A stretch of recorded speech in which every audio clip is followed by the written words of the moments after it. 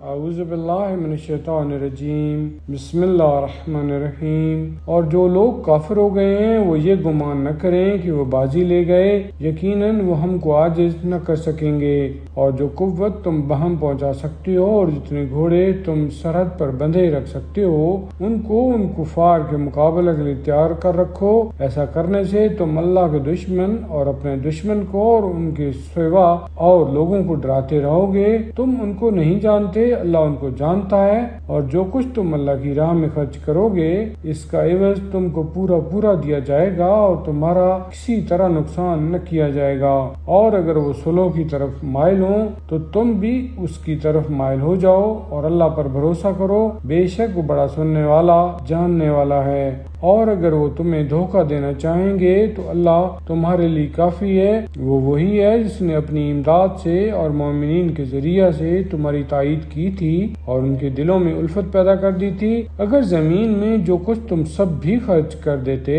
تو ان کے دلوں میں الفت نہ پیدا کر سکتے، لیکن اللہ نے ان کے دلوں میں الفت پیدا کر دی، بے شک وہ زبردست اور حکمت والا ہے۔ اے نبی، تمہارے لیے اللہ اور مومنین میں سے جو تمہاری اتباع کرتے ہیں وہی کافی ہیں۔ اے نبی، مومنوں کو لڑائی پر آمادہ کرو، اگر تم میں سے 20 صبر کرنے والے بھی ہوں گے تو 200 پر غالب رہیں گے، اور اگر تم میں سے 100 ہوں گے تو کافروں میں سے 1000 پر غالب رہیں گے، اس لیے کہ کافر ایسے لوگ ہیں جو سمجھتے ہی نہیں۔ اب اللہ نے تمہارے بارے میں اس حکم میں تخفیف فرما دی اور یہ جان لیا کہ تم میں کمزوری ہے، پس اگر تم میں سے صبر کرنے والے 100 ہوں گے تو 200 پر غالب آئیں گے، اور اگر تم میں سے 1000 ہوں گے تو وہ حکم خدا سے 2000 پر غالب رہیں گے، اور اللہ صبر کرنے والوں کے ساتھ ہے۔ نبی کے پاس جب تک وہ ملک میں غالب نہ آ جائے قیدیوں کا ہونا مناسب نہیں ہے۔ تم سامان دنیا کے خواستگار ہو اور خدا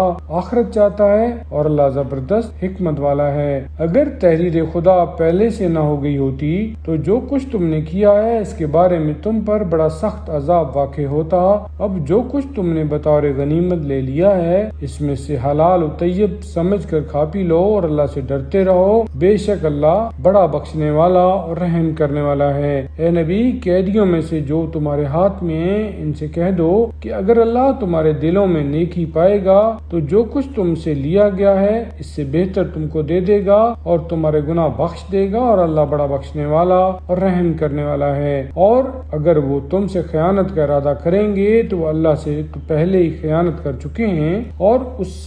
اس نے ان پر قابو دے دیا ہے، اور اللہ صاحب علم و حکمت ہے۔ بے شک جو لوگ ایمان لائے اور انہوں نے ہجرت کی اور راہ خدا میں اپنے مال اور جان سے جہاد کیا، اور جنہوں نے جگہ دی اور نصرت کی وہ ایک دوسرے کے سرپرست ہیں، اور جو ایمان تو لائے اور انہوں نے ہجرت نہیں کی تو جب تک وہ ہجرت نہ کریں تم کو ان کی سرپرستی سے کوئی تعلق نہیں، اور اگر وہ تم سے دین میں مدد مانگیں تو تم کو مدد دینا لازم ہے، مگر اس قوم کے مقابلے میں نہیں جن کے اور تمہارے مابین معاہدہ ہوا، اور جو کچھ تم کرتے ہو اللہ اس کا دیکھنے والا ہے۔ اور جو لوگ کافر ہو چکے وہ ایک دوسرے کے مددگار ہیں، اگر تم جو حکم دیا گیا ہے وہ نہ کرو گے تو ملک میں فتنہ اور بڑا فساد ہو جائے گا۔ اور جو لوگ ایمان لائے اور انہوں نے راہ خدا میں ہجرت کی اور جہاد کیے اور جنہوں نے جگہ دی اور نصرت کی، برحق مومن وہی ہیں، بخشش اور عزت کی روزی انہی کے لیے ہے۔ اور جو لوگ بعد میں ایمان لائے اور انہوں نے ہجرت کی اور تمہارے ساتھ ہو کر جہاد کیے